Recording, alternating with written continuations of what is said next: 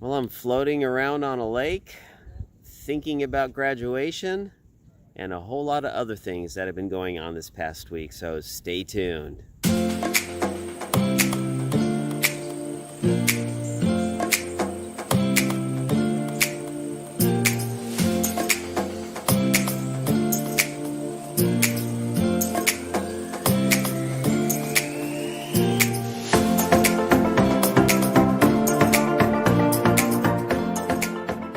Hi, Chargers, Charger families and community. It's Richard Zimmerman, the principal at Marysville-Getchell High School, here with another quick charge. Well, this might be the final quick charge of the school year.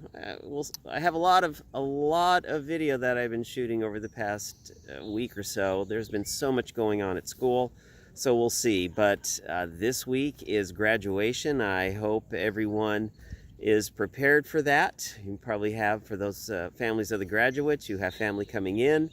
Lots going on right now. It's really exciting. We had our moving up assembly this past Friday. I was able to get some video of that, and I don't even know what else we're going to be having in this quick charge, but it's going to be exciting. And yeah, school's out Friday. Amazing.